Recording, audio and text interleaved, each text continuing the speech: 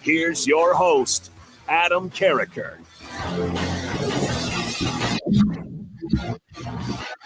Welcome, everybody, to Adam Carriker on the Ticket each and every Monday and Friday. I am live from noon to 1 p.m. Central Time, the fastest 2 hours in radio each and every week. Also, check out the Big Ten Show, Carriker Chronicles, Tuesday, Thursday, and Steve Taylor on Wednesdays. Ladies and gentlemen, you guessed it. I do indeed have a case of the Victory Mondays.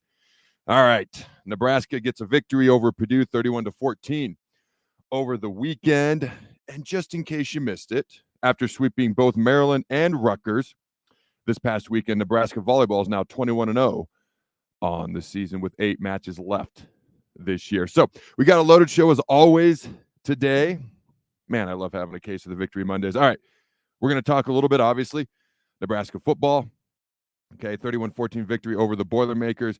The defense being the heart of this team. What almost happened in the fourth quarter? We're not going to spend too much time on that because of the rest of the game was pretty darn good considering we're in year one and we're building and obviously progressing and getting better each and every week with things to still work on. But what would you expect? All right. I'm going to give my final thoughts on the game, go over some stats that stood out to me. I always talk about stats throughout the game, halftime stats during my gut reactions, but I don't really have time to look at the full final game stats. I always do that each and every Monday here on 93.7 The Ticket.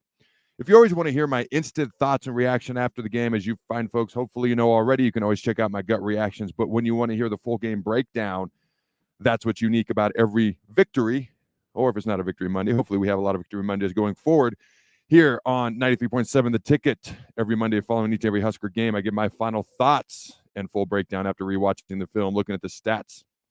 Okay, to every Nebraska football game. I'll give out my grades, offense, defense, special teams, a little bit more specific on different specific position groups. All right, we'll briefly look ahead to Michigan State. They're having a bit of a rough season.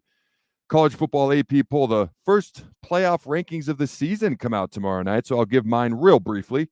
Okay, talk a little bit of Nebraska volleyball. It's a loaded 25 minutes because then we've got the reaction to Matt Rhule's press conference. And as always, the people segment the last 10 minutes of this show. Call or text 402-464-5685. Send your questions, comments, concerns. I will address them. Last 10 minutes of this show, 12:50 to 1 p.m. Central Time. Call or text 402-464-5685.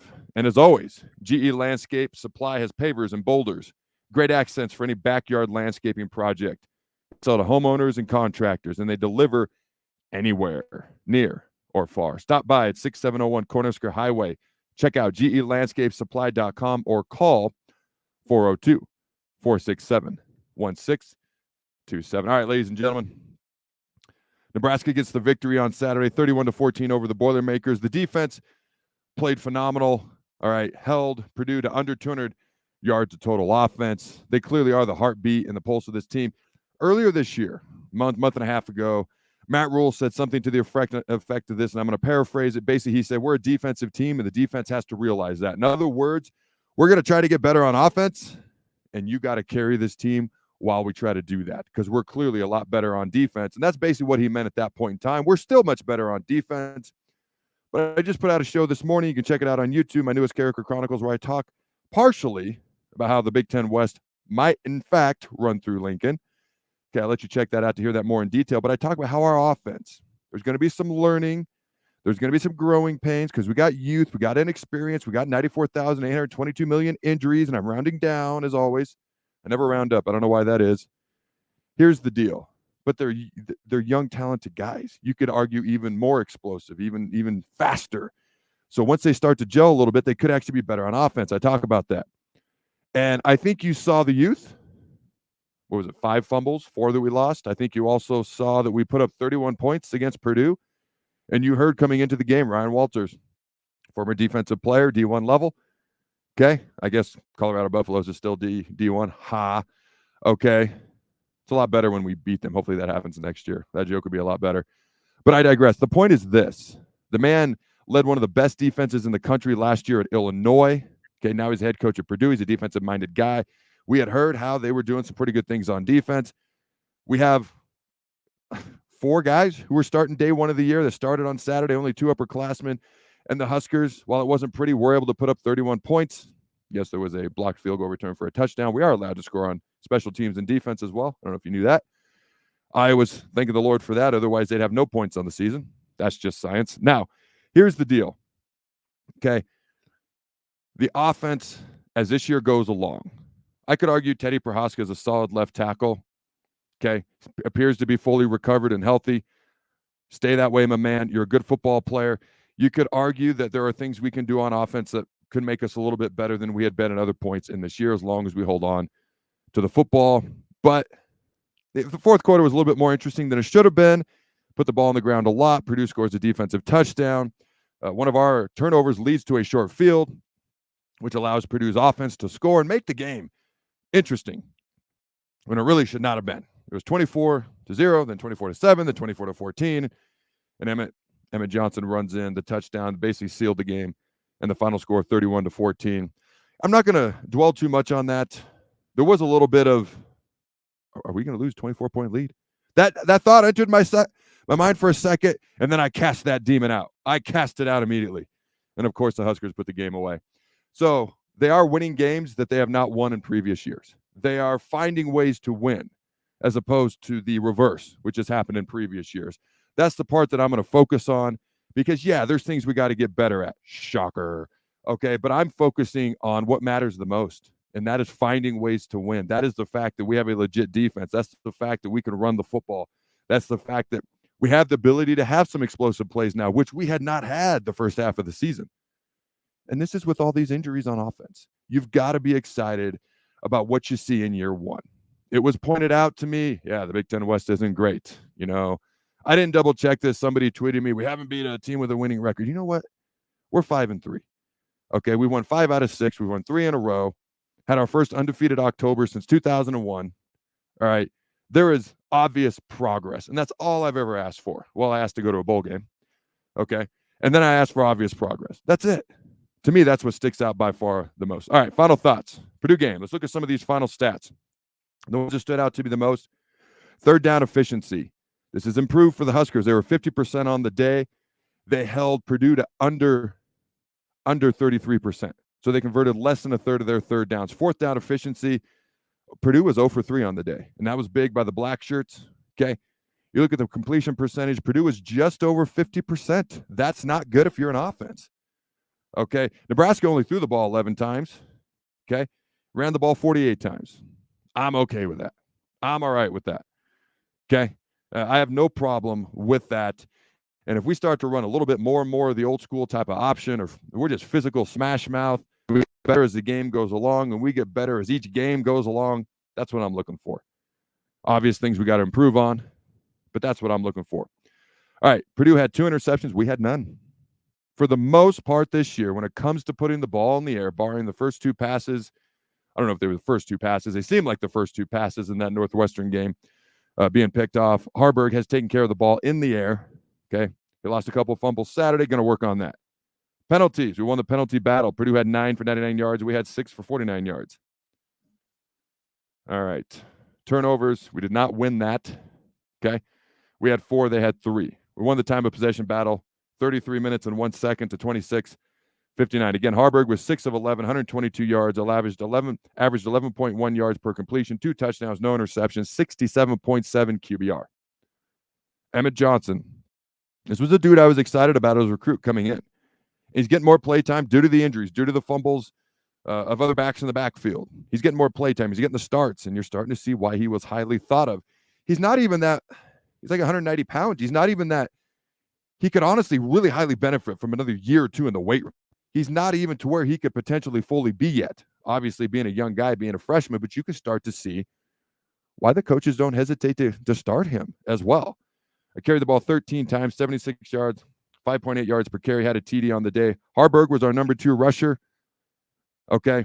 Carried the ball 19 times, 22 yards, 1.2 yards per carry. Some of that is due to the fumbles and sacks and things of that nature. All right, Joshua Fleeks.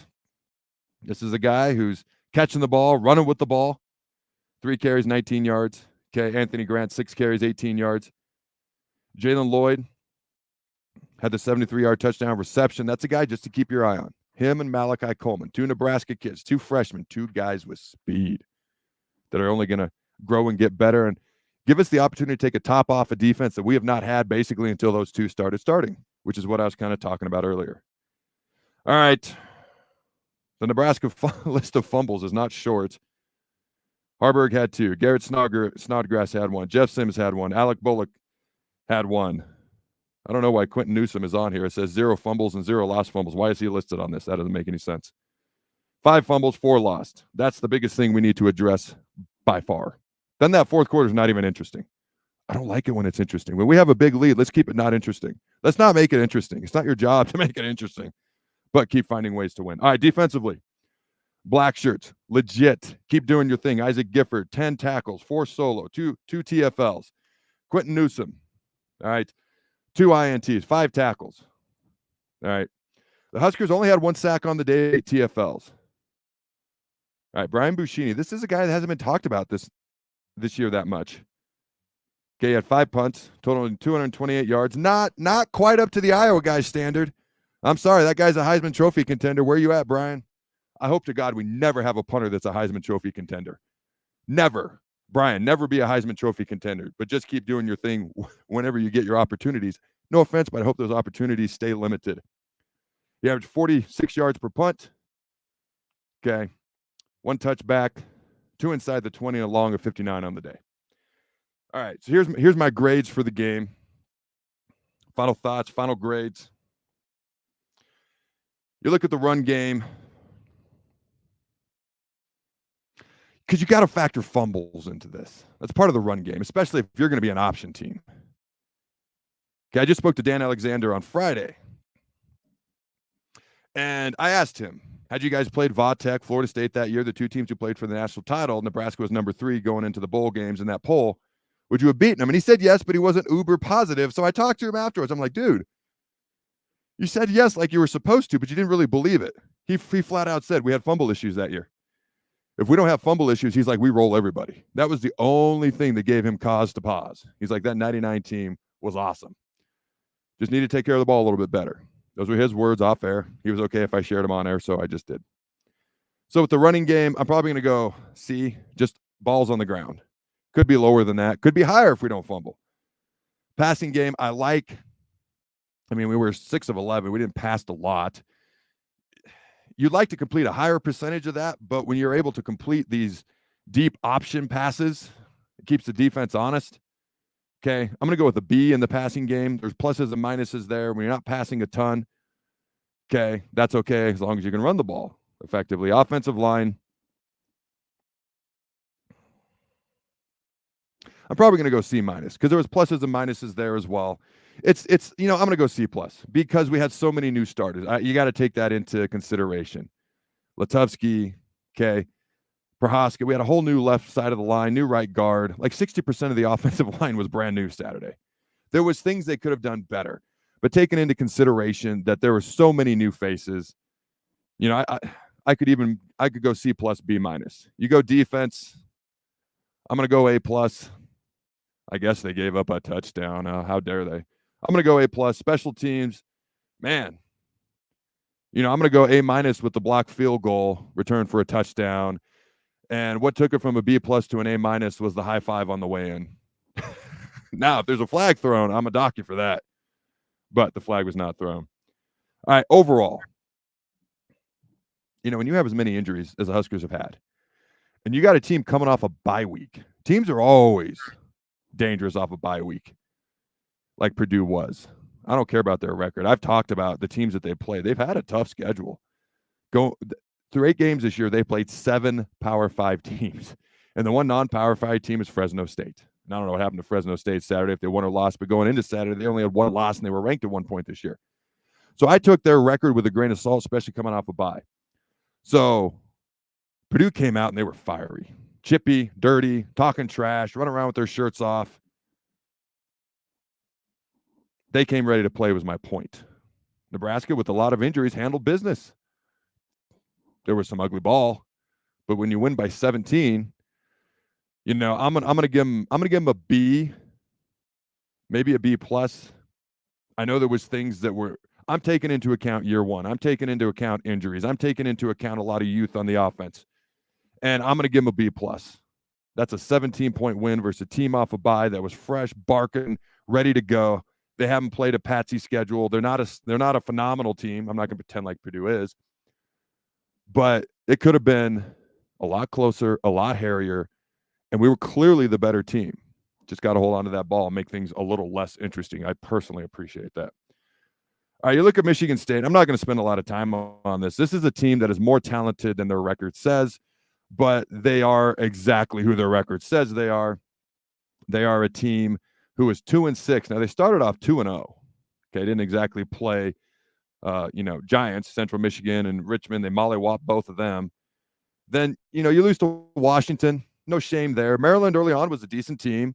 Iowa, they let Iowa score 26 points. What the? All right, Rutgers. Rutgers is a decent team this year.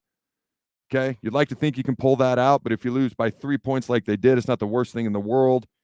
They got mollywopped by Michigan. Michigan probably knew everything they were going to do before the opening kickoff, so who can blame them? Minnesota.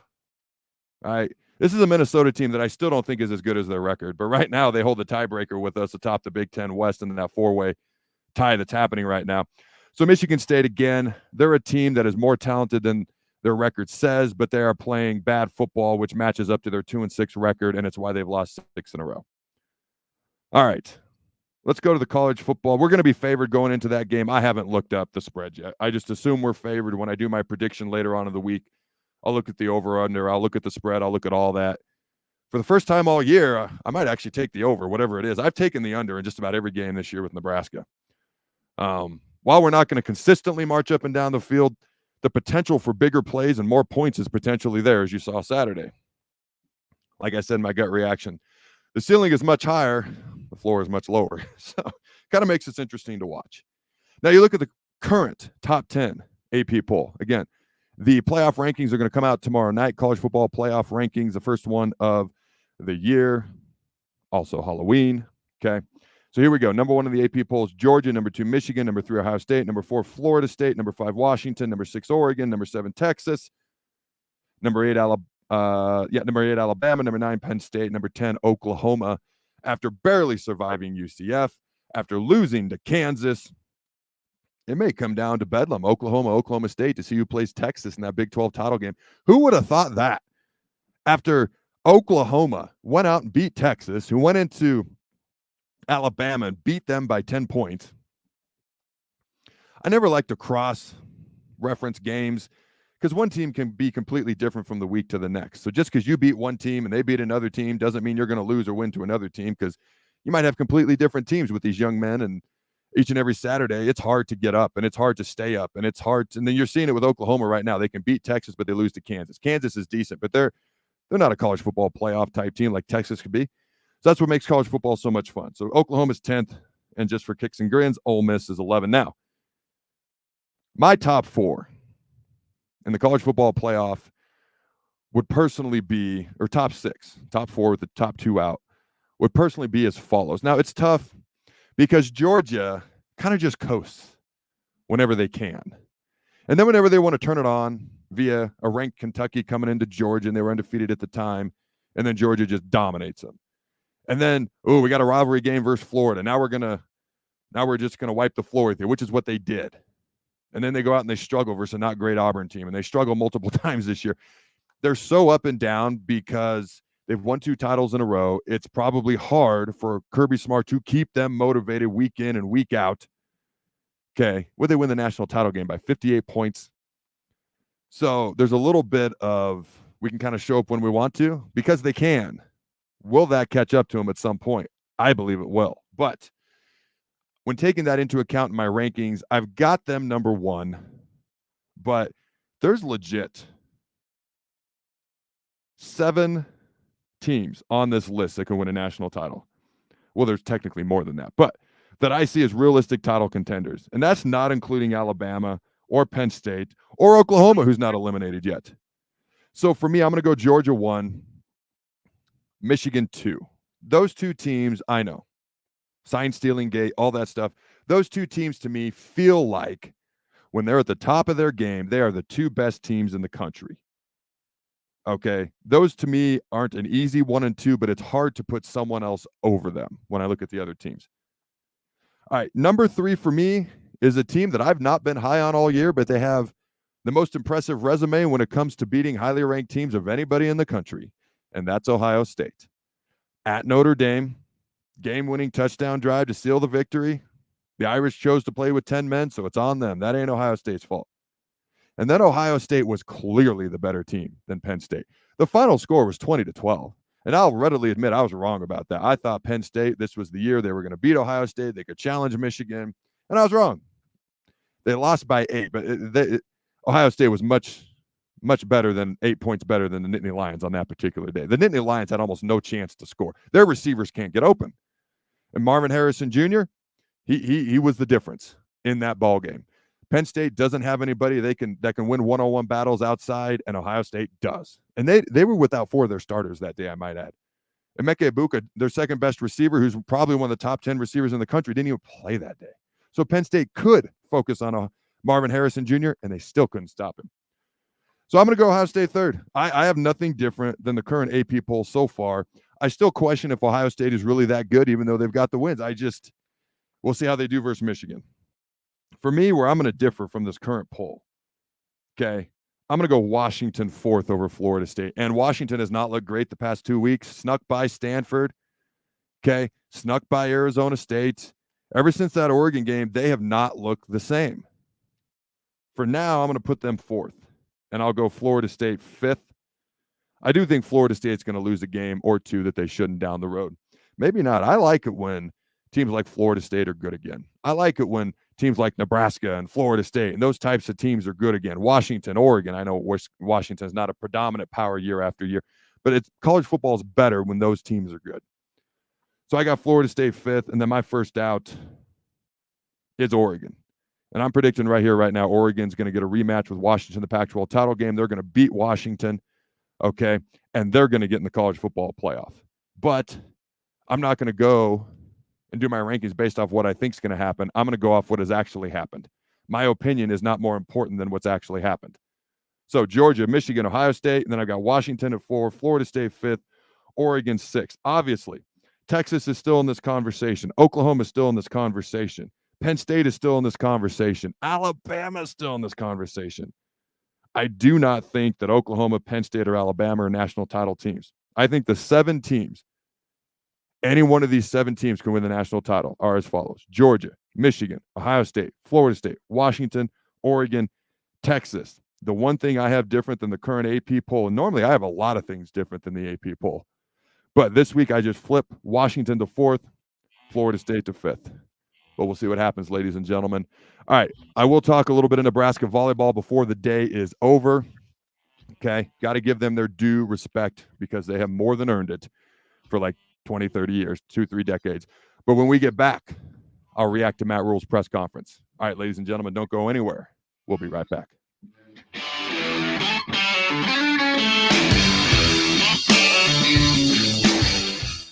Join Planet Fitness now and get the PF Black Card for only $24.99 a month. You'll enjoy an upgraded experience with tons of perks. Like access to more than 2,000 locations worldwide? Yep. And massage chairs? Yes. Can I bring a friend every time? Sure. Can my friend be a horse? Nay. Sorry. Get the PF Black Card and feel fit-tacular. Only $24.99 a month. Our most popular membership, the PF Black Card, is your ticket to getting all the perks. Join today. See Club for details.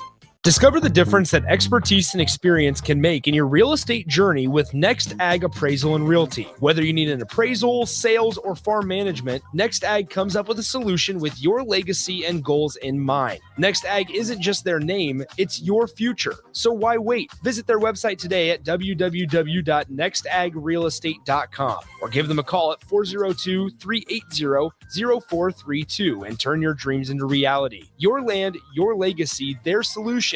Next Ag Appraisal and Realty. All right, Rico, let's do the final checklist before we head out. We have a lot of people coming to the tailgate today. I'm ready. Burgers? Check. Chips? Check. Icy cold beer? Check. Except this one. I'm forgetting something. Wait a second. Where's the Führer's cheese spread?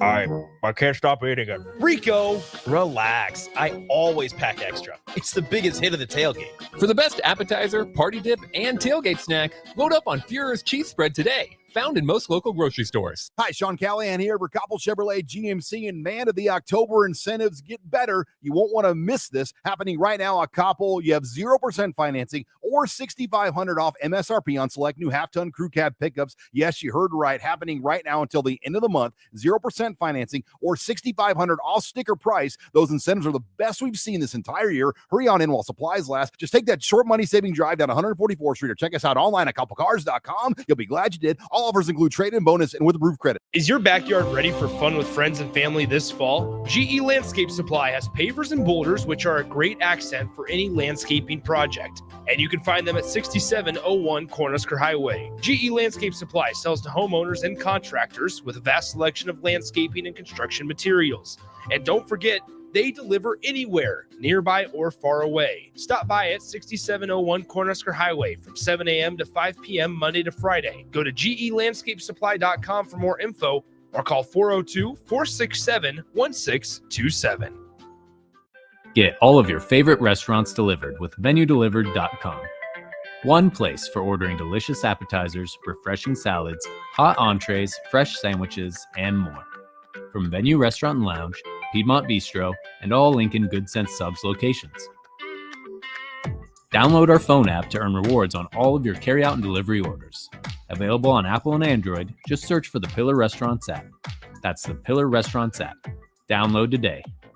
Problem gambling is not just a financial issue. It's an emotional problem with financial consequences. If your loved one is struggling with addiction, contact Choices Treatment Center's 24-hour helpline at 402-476-2300. That's 402-476-2300. Houses? They're expensive. And once you buy one, you're kind of stuck with it for a while. You need to make sure you get your best house for the best price. You need Ben Bleicher and his team of pros at Professional Realty Group. They'll take the time to figure out what's important for you in your dream home, and they have the expertise to find the hidden issues that could surprise you after the sale. That's professional knowledge, proactive service. We call that potential. Ben Bleicher and the team at Professional Realty Group of Berkshire Hathaway's home service ambassador. Find more online at prg-ne.com. At Union Bank, people don't have your money. Your money has people. First home people, investment people, people who answer the phone and your chats, dream car people, dream retirement people, driving your dream car in your dream retirement people, small business people, credit card people, and all the other people you need. At Union Bank, our people help you do more than you dreamed possible. So stop in and say hello. We can't wait to see you. Union Bank and Trust. Member FDIC. My dream was to work in commercial banking, but it required a college degree and I didn't have one. I found out that Doane had classes for adult learners on the Lincoln campus and online. So I earned my bachelor's degree, and 5 months later, I landed my dream job. I decided to continue my education, and now I'm working on my MBA at Doane. For me, the Doane experience has been life-changing. Getting experience to jumpstart a meaningful career can be difficult, and education can cost a fortune. Luckily, AmeriCorps can be the solution. With AmeriCorps, you'll earn a stipend and education award while helping people. Plus, you'll gain professional skills and make connections to help you build your career. If you're ready to start a career you can be proud of, visit serve.nebraska.gov/service to find a program for you. Paid for by Serve Nebraska, aired with the Nebraska Broadcasters Association and this station. You're listening to Adam Carriker on The Ticket on 93.7 The Ticket and theticketfm.com. Welcome back, everybody, to Adam Carriker on The Ticket. If you're joining me on your lunch break, I hope you're enjoying your lunch. And a little bit of Husker football news, a little bit of Husker volleyball. Okay. Now, Matt Rhule's actually still live. Doesn't he know we're doing a show and I'm supposed to react to what he says? He should be working around my schedule. No, he's still live. He's still doing his press conference, but that's all right. I'm getting live updates as we speak. But one thing that I do find interesting, and it actually makes me sad. All right, per sources, Iowa offensive coordinator Brian Ferentz. I honestly don't know if I've ever called him Brian, ever. Brian Ferentz is not expected to return in 2024. It makes me sad for a couple of reasons. Anytime somebody essentially loses their job, that's never going to make me happy. Okay, also, I'm just going to be real with you. As a Nebraska fan, Iowa football probably just got better, and I'm not even trying to be funny or take a shot. Their offense has been god-awful. It's the only thing that's really held them back. They're always great on defense, great on special teams, incredibly well-disciplined. Their offense has not been good for years. And I kind of held on to the hope that they were going to hold on to him because his dad was the coach. I'm not even going to use the terms baby Ferentz or daddy Ferentz because someone sounds like is not going to be keeping their job in the future. So Kirk Ferentz and Brian Ferentz are what I'm going to call them today because I have respect for people's jobs and their livelihood. But in all seriousness, as a Nebraska fan, I want him to stay coaching there because it makes Iowa less good. And again, I'm not trying to take shots or make fun. I'm being serious. Their offense has not been good under his tenure, and he's had the benefit, and I pointed this out other places a couple of times, since 2017 when he became their offensive coordinator. No defense, D-E-F-E-N-S-E, defense, okay, has scored more touchdowns in the country than Iowa's defense. So it has helped their offensive stats, points scored anyways, looked better than they actually are. So if this is indeed true and Brian Ferentz is not coming back, first of all, in all seriousness, I wish him nothing but the best. Okay. I'm sure he'll land on his feet somewhere. But Iowa football honestly probably just made a move that's going to help make them better. And as a Nebraska fan, that does not excite me. So I wish him nothing but the best if this is indeed true. I do still look forward to Black Friday. As always, that is morphing into a bit of a rivalry. When we first started that game, 2010, 11, whatever year it was that we joined the Big Ten, because it was always Oklahoma on Thanksgiving. Then you went to Fridays, and it was Colorado every Black Friday for God knows how long. And then all of a sudden, we were supposed to have this rivalry with Iowa just because they were right next to us, and it felt forced. Now it feels real. It feels like a rivalry, okay? So I always look forward to that game. All right. So I wish him the best. I look forward to Black Friday just like I do each and every year. In all seriousness, I do think Iowa probably made the move that they had to move to try to make their football program a little bit better, and that's all it really is to it. At the end of the day, you're trying to win football games, and that's what matters the most. Okay, let's see. Nebraska coach Matt Harburg on quarterback Heinrich Harburg. Matt Rhule, not Matt Harburg. Matt Rhule on quarterback Heinrich Harburg after 6 starts. Okay, headed into the final month of the season. He's a little bit beat up, but he's the quarterback at Nebraska. You know, he's essentially, an option quarterback. I don't know that we're full on an option team, but we obviously have dynamics. Parts of our offense, easy for me to say. Parts of our offense, dynamics, I can't figure it out. Parts of our offense, I'm trying to fit the word dynamic in there, and it just ain't working.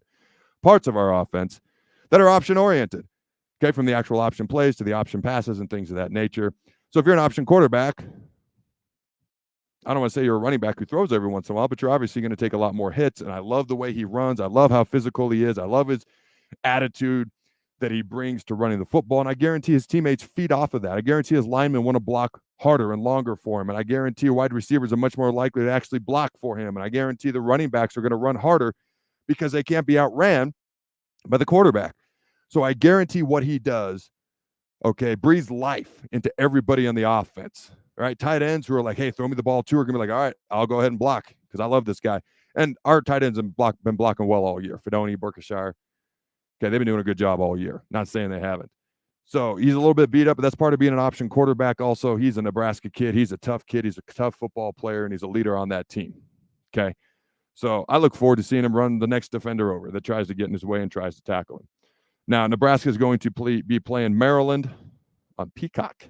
On Peacock, ladies and gentlemen. Okay, at 11 a.m. in a couple of weeks here. So just a heads up. 11 a.m. start time versus Maryland, the Terrapins, which is just a kind of turtle. Anyways, I digress, on Peacock. Now, when you look at some of the other notes from the press conference, okay, they got a lot of respect for Michigan State. They are physical up front. That is one thing that they do well. When you watch the Spartans play, they're struggling in a lot of areas, a lot of things going on in that program right now, okay? But they are physical up front. All right. Matt Rhule thought our O-line played well. Okay, 2 of the 3 sacks on Saturday were the fault of the quarterback. Now, there are times, being a former quarterback myself, there are times when you got to get rid of the ball a little bit quicker, but you can't expect the offensive line. Like, as a defensive lineman, we're always trying to get there by about 2 seconds, because 3 seconds is when most quarterbacks try to have the ball off. So if you're holding that ball to the count of 4 at the latest, you've held it too long. Also, in some of these blitzes, there are unblocked guys. Okay? So when you got a quarterback back there, you can't use him as a blocker. So the defense has one more potential rusher than the offense does blocker at any point in time. Now, it leaves you liable on the back end to potential deep balls and big plays, which is why you don't do it every play. But when you do it, there's an unblocked guy. It's on the quarterback to see that and get rid of the ball quick, because there's something in the back end. You can't do everything as a defense. Okay? You can't blitz the house and drop everybody. It's just not mathematically feasible. Okay? It's just science. So the quarterback is responsible for that. So what Matt Rhule is saying is pretty much he's got to take some ownership, make some quicker reads, get rid of the ball a little bit quicker as well. All right. Let's see. Scrambles have really hurt us this year. One thing the D needs to work on, and he believes the defense needs to tackle better. Coach Rhule mentioned in the press conference that he believes, which is, I don't know, I watched the game, but he's the coach. He believes that maybe the defense didn't play quite as well as the stats indicate, which I thought was interesting. Okay. All right. Coach Rhule said he went after the offensive staff last week, which I guarantee when you have a lot of injuries, it almost gives you an excuse. Like the offense had a lot of injuries last week. So it's like an excuse to maybe not perform as well. Well, if you're the head coach, excuses are not acceptable. So I guarantee he wanted to prevent that type of mindset in the coaches, because then it bleeds down to the players. So you can never have that kind of mindset no matter what happens. Okay. Let's see what else we got here as I kind of go through this. Asked about Marcus Buford, says he doesn't want to rush him back. He's in the mix, but also off to the side as well. They're going to work him back in slowly and smartly. Okay. When talking about how Temple and Baylor is similar to this job, he mentions that Kyler Murray is the best player he's ever seen. I think when you talk about some of the guys that you're going to see and some of the guys that you're going to play, a lot of times it'll, as a coach or a player, it'll harken you back to other players that you've seen. So to me, it's interesting when you watch Kyler Murray in the pros right now, though. He's a guy that's a lot of things going on, but he's still an uber talented guy. This is a guy that was a top pick as a baseball player, not just as a quarterback. He chose to play football. So for me, thank God this isn't the press conference or anything similar to what we had last week, unless I'm missing something. When he announced the amount of injuries and the amount of guys that were out and guys that weren't just like day-to-day or banged up, Coach Rhule, I'm talking about last Monday's press conference, when it was like, oh, this guy's out for the year and this guy's out for the year. And he said it differently than that, but that's how I heard it. Just like, oh my God, somebody's beating me in the head with a drum. I'm so glad we don't have a bunch of news like that. So this seems like a typical, so to speak, press conference. Okay, nothing too crazy. And that's all I was looking for this week after last week. That's one of my least favorite press conferences I've ever heard. You never want to hear a guy's getting hurt. Okay, obviously. Well, again, wish them all speedy recovery. That's the primary thing. But from a team aspect, from a football team aspect. Okay, but at the same time, it opens doors for younger guys, which I've addressed earlier in this show. Okay, so let me peruse any of the final notes here for today's press conference. All right, he yelled at Tommy and Quentin for the high five. So I've mentioned it a couple of times. Like, they didn't get a flag. So it's cool. It's awesome. It's maybe a lot of people's favorite play of the day. But if they get a flag for that, which they very easily could have, everyone's pointing at him like, what are you doing, dummies? So I love the fact that Rhule got on him. But then he says that his wife yelled at him for yelling at them. Oh, man. That's awesome. I love that. I love that they high-fived because there was no flag. I love that he yelled at them for high-fiving, and I love that his wife got on him for getting on there. I love everything about that. That may be my favorite part, okay, of today's press conference. And then he said, our punts have to improve. Coach Darlington called it a disgrace in a respectful way.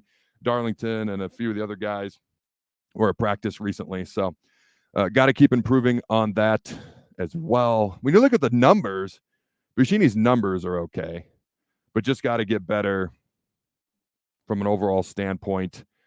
and get a little bit more production. It'd be nice to pin people. It'd be nice to flip the field on a more consistent basis. Okay. So we got the people segment coming up here shortly. I'm already getting questions. Send them in. Continue to send them in. 402-464-5685. Before we do that, talk just a smidge of Nebraska volleyball. I like to talk as much volleyball as I possibly can. Again, if you missed it, after sweeping both Maryland and Rutgers this past weekend, Husker volleyball is now 21-0 on the season. So if you look at the remaining matches, okay, Rutgers, Penn State. Penn State is ranked. Then they have Rutgers again. Anytime you play a team twice within a 9-day period, that's going to be challenging. So I know Rutgers. Actually, we just played Rutgers. It's Penn State then Rutgers because we just played Rutgers, so they're going to play them twice in an 8-game period. That second match or the second game, whatever the sport is and whatever that sport calls their game/matches, anytime you play a team twice in a short time span, that second one's always a little bit tougher. So they have Penn State, a ranked team. Then they have Rutgers. That's not going to be an easy one, especially coming off having just played them. Maybe Rutgers a little bit more fired up. You got Northwestern, Illinois, Michigan. I think they still signs in volleyball. Iowa, okay, Wisconsin, and Minnesota. You look at Friday, November 24th. That's going to be a big one, ladies and gentlemen. Nebraska goes to Madison, Wisconsin for the rematch. I wonder what channel is going to carry that. Hopefully it's on a primetime network.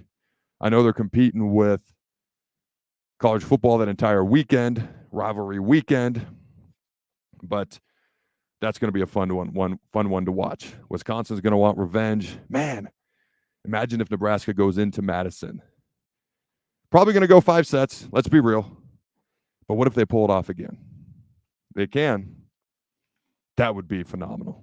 Wisconsin's going to be ready. Madison's going to be rocking. That's going to be a fun day. And then they close it out with Minnesota. So Nebraska volleyball has 8 matches left. And I can't wait to watch each and every one of them. Now, you look at the women's volleyball college rankings. The top 4 stick out to me. Obviously, Nebraska number 1, and I mentioned this before. They beat Wisconsin at number 2. Somehow, Wisconsin has a first place vote. Gee, I wonder who that could be. All right, number 3 is Stanford. Nebraska has beaten both of them, and number 4 is Louisville. Former Husker Danny Busboom, as I'm sure you're aware, is the head coach there of the Louisville Cardinals. Nebraska has its fingerprints, and maybe I'm just Nebraska fanboy in here, all over the top 4, because Nebraska's number 1, Nebraska's beaten 2, Nebraska's beaten 3, and a former national champion, former assistant coach, a former Nebraska alumni is the coach of the number 4 team in the country, the Louisville Cardinals. So I found that kind of interesting. All right, ladies and gentlemen, again, make sure you check out GE Landscape Supply. You can also call them. Check them out at gelandscapesupply.com or call them at 402-467-1627. Check out everything that's going on at 93.7 The Ticket. Check out their YouTube. Check them out online. Also, CarrikerChronicles.com, where all your football hopes and dreams will come true. It's just science. Don't go anywhere. We'll be right back, ladies and gentlemen.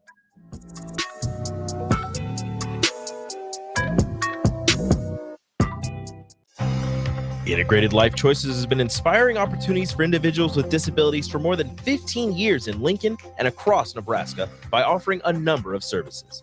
From group homes to independent living resources and job training, you'll find the support that allows people to live fulfilling lives. They're also hiring. If you're looking for a rewarding career supporting people with developmental disabilities, you can check out open positions along with learning more about services at ilc.net. Integrated Life Choices. Discover the difference that expertise and experience can make in your real estate journey with Next Ag Appraisal and Realty. Whether you need an appraisal, sales, or farm management, Next Ag comes up with a solution with your legacy and goals in mind. Next Ag isn't just their name, it's your future. So why wait? Visit their website today at www.nextagrealestate.com or give them a call at 402-380-0432 and turn your dreams into reality. Your land, your legacy, their solution. Next Ag Appraisal and Realty. All right, Rico, let's do the final checklist before we head out. We have a lot of people coming to the tailgate today. I'm ready. Burgers? Check. Chips? Check. Icy cold beer? Check. Except this one. I'm forgetting something. Wait a second. Where's the Führer's cheese spread? I can't stop eating it. Rico! Relax. I always pack extra. It's the biggest hit of the tailgate. For the best appetizer, party dip, and tailgate snack, load up on Führer's cheese spread today. Found in most local grocery stores. Hi everyone, Kendall Warnock with A1 Automotive in downtown Lincoln. If you're looking for an automotive repair facility you can genuinely trust, we would be grateful for the opportunity to earn your business repairing your vehicle. We have ASE master technicians and qualified to work on a variety of vehicles from Hondas to Porsches, Jaguars to Toyotas, and Chevrolets to Fords. We pride ourselves on customer service and relationships, and we would be grateful for the opportunity to serve you. Give us a call at 402-477-4660. A1 Automotive, always honest answers. Houses? They're expensive. And once you buy one, you're kind of stuck with it for a while. You need to make sure you get your best house for the best price. You need Ben Bleicher and his team of pros at Professional Realty Group. They'll take the time to figure out what's important for you in your dream home, and they have the expertise to find the hidden issues that could surprise you after the sale. That's professional knowledge, proactive service. We call that potential. Ben Bleicher and the team at Professional Realty Group of Berkshire Hathaway's home service ambassador. Find more online at prg-ne.com. Belmont Chiropractic and Novotny Nutrition and Wellness specialize in getting rid of people's pain quickly and permanently. For 31 years, they've been extremely successful with advanced techniques and pain relief using spinal adjustments and decompression, detoxification, diet and lifestyle modification, and more. They are fully equipped to handle the most seasonal athlete, weekend warrior, car accidents, strains, sprains, and more. Is there anywhere you're experiencing pain on your body, or are you fighting decreased energy and depression? Consult Belmont Chiropractic and Novotny Nutrition and Wellness first at 402-476-8619. This is Bud Seinhorst, President and CEO of LIBA, the Lincoln Independent Business Association. Join us every Saturday from 9 to 10 a.m. on 93.7 The Ticket for the LIBA Business Hour, as we discuss local business and highlight those who are thriving in the Lincoln area. It's the LIBA Business Hour, Saturdays from 9 to 10 a.m. on 93.7 The Ticket and theticketfm.com. Is your backyard ready for fun with friends and family this fall? GE Landscape Supply has pavers and boulders, which are a great accent for any landscaping project. And you can find them at 6701 Cornhusker Highway. GE Landscape Supply sells to homeowners and contractors with a vast selection of landscaping and construction materials. And don't forget, they deliver anywhere, nearby or far away. Stop by at 6701 Cornhusker Highway from 7 a.m. to 5 p.m. Monday to Friday. Go to gelandscapesupply.com for more info or call 402-467-1627. My dream was to work in commercial banking, but it required a college degree and I didn't have one. I found out that Doane had classes for adult learners on the Lincoln campus and online. So I earned my bachelor's degree, and 5 months later, I landed my dream job. I decided to continue my education, and now I'm working on my MBA at Doane. For me, the Doane experience has been life-changing. At Union Bank, people don't have your money. Your money has people.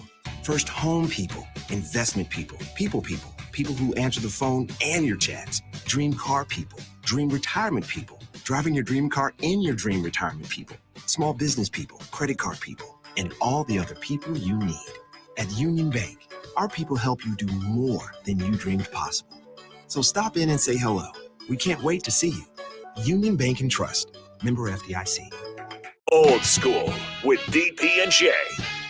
So you got a bunch of young guys that have nothing to lose. So just go out there like nothing to lose. Nobody's expecting you to be like the greatest in the Big Ten. But then the only way that you're going to really jumpstart your development is really going out there and playing balls to the wall. Because if you go through and kind of like tiptoe and just moving around, well, when it comes down to when you really got to do it, you're going to let yourself down. On 93.7 The Ticket and theticketfm.com. You're listening to Adam Carriker on The Ticket on 93.7 The Ticket and theticketfm.com. Boom. Welcome back, ladies and gentlemen, to Adam Carriker on The Ticket. It is time for the People's segment. All right. This first question, I feel like it's a loaded one. I feel like it was meant to back me into a corner. So I'm going to put it off for him. Pay some bills. GE Landscape Supply. You can always check them out at gelandscapesupply.com or call 402-467-1627. 9827. And as always, check out CarrikerChronicles.com where all your football hopes and dreams will come true. Well, that didn't buy me very much time, did it? All right, so here we go. If the Huskers would win the West, do you think there's even a chance we beat Michigan or Ohio State for the Big Ten title? So, is there a chance? Yes, there is a chance. I mean, how many crazy upsets have we seen in the history of college football? And yeah, the first one that pops into my mind, I mean, it is what it is. The inaugural Big 12 championship game. 3-loss, 4-loss, I think it was 4-loss Texas team. Somehow shocked an undefeated Nebraska team. A Texas team that then went on to the Fiesta Bowl and got their rear ends whooped sideways by a decent but not great Penn State team, while we roll into the Orange Bowl and just dominate a one-loss conference champion in Virginia Tech. So you never know what can happen. Do we have a chance? Yes. Are a lot of people going to predict us? No. Are we going to be a big-time underdog if that happens? Absolutely, and rightfully so. I think for me, if that happens, for one, if we play Ohio State has two of the best wins of any football team in the entire country. I still don't completely buy into Kyle McCord. You watch that Penn State game, he had some ugly throws. Okay, it's a good thing that Penn State couldn't score. All right, their offensive line is better than I thought they would be, which isn't saying much because I thought they were going to be slightly below average, and they're slightly above average, but they're not great. Their defense and Martin Jr. and their skill positions, Emeka Ibuka when he comes back, their running back now that he's back, that's what carries the team. But at the end of the day, football is still a quarterback-driven team. And if we were to play Ohio State, if we could get pressure on Kyle McCord and our defense plays like it can, and we can keep it interesting, and we can take care of the ball and do the other things we've done on offense, I'm still not convinced. Even if Ohio State were to beat Michigan, they're going to go undefeated this year. And I know that's crazy because of the wins that they've got. I still am not fully in on the Buckeyes. They're better than Penn State, clearly better than Penn State, and I was clearly wrong on that take earlier in the year, and that's okay. I've been wrong before. It'll happen 200 more times, if not more in my life. Just ask my wife because she's always right. Michigan would be the tougher one in my opinion. I think the thing that would make the Michigan game interesting for me is not just the rematch factor, but the pride factor of how that first game went. There's a reason after the Michigan game, Matt Rhule said, we ain't doing a recovery, watch film, light lift, and jog day. We're going to go full pads, and we're going all out on a Sunday, which does not happen. Which, by the way, the Huskers haven't been the same since in a great way. I would be intrigued to see the pride that the Huskers do or don't play with and how they would respond after the way that first game went and their lack of toughness in that first game. Now, they've been better since. That's what would intrigue me about the Michigan game if we win the West and if we were to play Michigan. All right. I think I did a pretty good job of answering that. It was 100% honest as always, but I do think that could be intriguing, and you never know what can happen. We're definitely not going to be favored. I know that, and that's okay. Upsets happen. Here we go. Next question. And if you do have more questions or thoughts or concerns, as always, call or text 402-464-5685. We got about 5 minutes left in this program. If Nebraska plays Minnesota and Colorado again, does it win? What is the one piece that Nebraska can add to the defense? I'm not trying to throw anybody under the bus. If we start Heinrich Haarberg, though, in that Minnesota game, we win that game. I'm pretty convinced we win that game. Okay? And Matt Rhule and his staff have done a great job this year. Yeah, there's things that can be better or whatever. I don't know what more you could expect of them out of year one. Okay, with all the injuries and where we're sitting right now. Okay, yes, the Big Ten West isn't great. We haven't played the toughest schedule in the history of Earth. I understand all that. They've done a good job so far this year, and that's unquestionable. Giving Anthony the Grant the ball with 5 minutes to go in that Minnesota game is inexcusable. If we start Haarberg or we don't fumble, regardless of who's carrying the ball, okay, and I say Anthony Grant because he had the fumbling issues, Rhule had talked about it, so on and so forth. Things that have been talked about in the past. We beat Minnesota.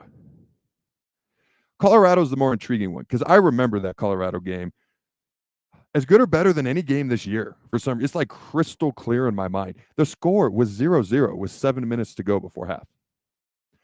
We had driven the ball down to their 30-yard line, fumbled. We had driven I think it was our first drive. Right before the half, we drove the ball down to like their 33, fumbled. And it wasn't like it was a 3rd and 10, 3rd and 15 on these fumbles. No, it was early on, like first, second down. Like there was no reason we couldn't have scored a touchdown, couldn't have scored a field goal. And then we had a couple of turnovers as well that gave Colorado short fields, which basically led to all their points because it was 13-0 at halftime. It could have easily been flipped. And the way the first half affects the second half, the wheels fell off in the second half. The black shirts got worn out and things of that nature, okay? You can make an argument. If that first half goes differently, the second half is drastically affected in a positive way for Nebraska and goes differently. It's hard for me to sit here and say when you lose by 20-plus points, yeah, we would definitely win that game if we replayed it. I think if we hold on to the ball, that first half is drastically different. And I think the second half can be different too. I think if we were to play Colorado again, it's a one-score game. That I can confidently say. It's a one-score game. Do I think we're playing better football right now than Colorado? I do. I have to admit, Colorado's playing in a tougher conference than we are. Okay, they're playing ranked teams like every other week. We are not. Okay, you got to keep that in mind. I think if we play Minnesota again, I think we win. And I say that with a decent amount of confidence. Okay, with Colorado, I think it's a one-score game. And as far as the last piece of that question, what's the one piece Nebraska can add to the defense? Get sacks more consistently, not just in bunches. We have games where we'll get 8 sacks, and then we'll get 1 sack over the next 3-game stretch or something like that. 1 sack Saturday, 8 tackles for loss. 8 tackles for loss, pretty good. Do it more consistently, okay, which will lead to more turnovers. Although we forced 3 on Saturday and still wouldn't win the turnover battle. But I don't have a lot to add to the defense. Okay, I know Rhule mentioned tackling. For me, consistently getting pressure and just trying to force more turnovers to help out the offense. All right, ladies and gentlemen, that's all I got for you today. I hope you, and I genuinely mean this, I hope you have a case of the Victory Mondays the rest of today. Until next time, go Big Red, and always remember to throw the ball.